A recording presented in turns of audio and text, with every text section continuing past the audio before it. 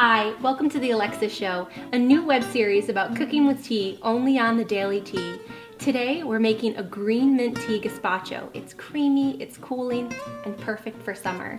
Tea is used in two ways in the recipe, one in a tea-infused oil and the other as a tea concentrate. So let's get started by making a tea-infused oil. First, we're going to add a 1/4 cup of grapeseed oil to a pot on the stove.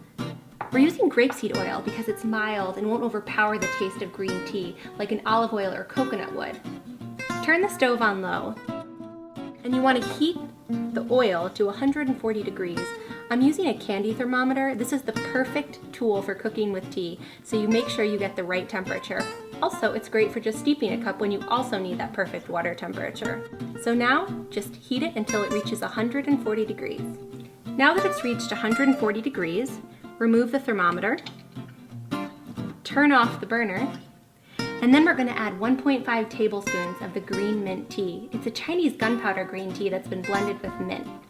So we're just going to add that to the oil and then stir for 3 minutes.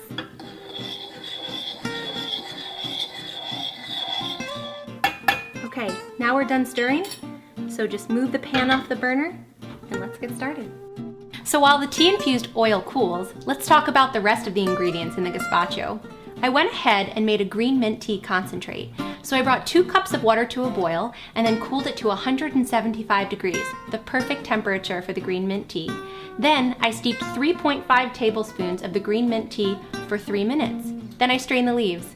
Now we want to let the tea cool just like we're letting the oil cool. The reason is because we're making a cold soup, so we don't want anything hot. So let's look at the rest of the ingredients. We have 1 cup of green grapes that are going to add a sweetness, and you can keep them whole because we're blending it. Then I took 1 cucumber, I peeled it, de-seeded it, and roughly chopped it, and that's just going to add a cool flavor to the gazpacho. Then we have 1 cup of mint that's going to bring that natural refreshing sweetness and complement the green tea.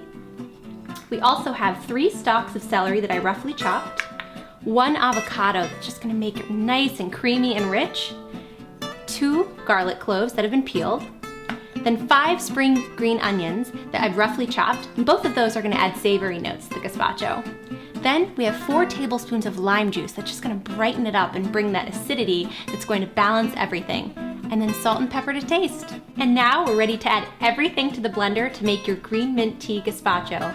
Just be sure to reserve 1 cup of the green mint tea concentrate because we're going to stir that in after we blended everything. We just finished blending our green mint tea gazpacho, and now it's time to add the last cup of the green mint concentrated tea.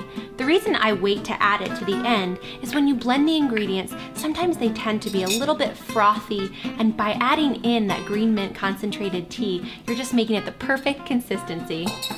So now we just need to pop it in the fridge for an hour to allow it to fully chill and have the flavors mingle and meld.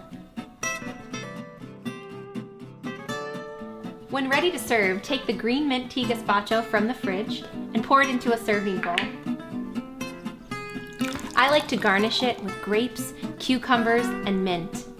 So take 1 cucumber that's peeled and de-seeded and roughly chop it and add it right in. Then add 1 cup of green grapes that have been halved and top with mint.